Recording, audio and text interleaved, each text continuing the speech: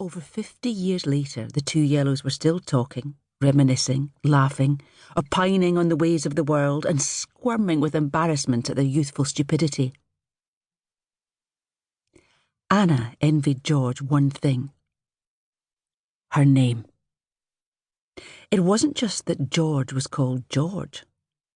She'd been named after a specific George, one of Enid Blyton's famous 5. "I want to be called after someone from a book," Anna had said to her parents. They'd looked bewildered and shrugged. They weren't readers. "Breck from Kidnapped, that would have been excellent. Breck after Alan Breck, you know." They didn't. Or Scout from To Kill a Mockingbird. "You could have called me that." Well, they might have, if they'd heard of the book, but they hadn't. Besides, they associated the word Scout with a boys' organisation and Baden-Powell and campfires and woggles. It didn't seem like an odd name for a girl. It seemed like an odd name for anybody. But then Anna was a difficult child. She questioned everything. The way her mother made soup, why she had to go to Sunday school, indeed, why she had to go to school at all, the clothes they bought her, the food they ate. Sometimes they wondered if they'd been handed the wrong baby. George envied Anna one thing: her fearlessness. It was always Anna who led the pair in adventures and mischief. She organised their apple-scrumping afternoons, encouraged their shoplifting trips to Woolworths, where they took pencils and sweets from the pick and mix. She brought cigarettes to their secret place behind her dad's garden shed. George was the one who smoothed troubled waters when they got into trouble. She stopped Anna eating too many stolen apples. "Diarrhea," she warned. In time, she pointed out the dangers of smoking. She curtailed her cider intake so she could keep Anna upright and onto a night bus home. But sometimes she couldn't stop Anna overdoing things. Anna wanted to be a poet, a vet, a nun.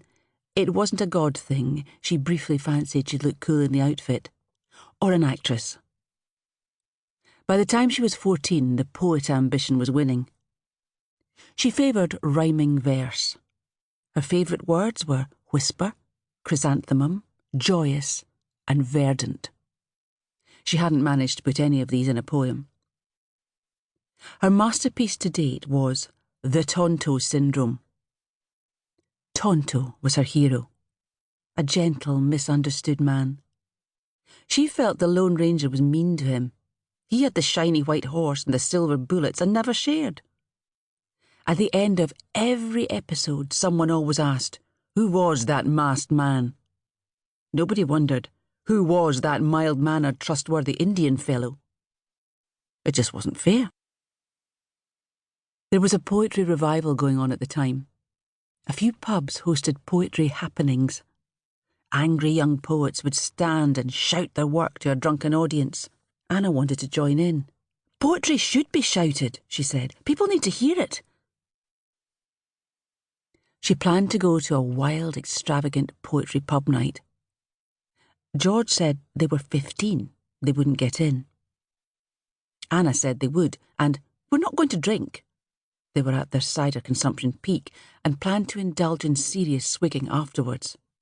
"We're just going to do a bit of poeming. Well, I am. You're my roadie. You carry the notebook." On the night, a Thursday, they plastered on Anna's mother's lipstick and mascara, slipped from the house and ran to the bus stop. 40 minutes later they were in the pub, a small one in the Grassmarket, feeling out of their depth. The thick smell of booze, the noise, the laughter, the people staring at them. The barman pointing to the door telling them to get out. It was all overwhelming. They were asked how old they were. 18, said Anna. The barman snorted. "We're not here to drink, I've come to read my poems," Anna said. The barman said, "Out." "My poem," said Anna, "is about Tonto. It's about the sorrow of the Indians and women."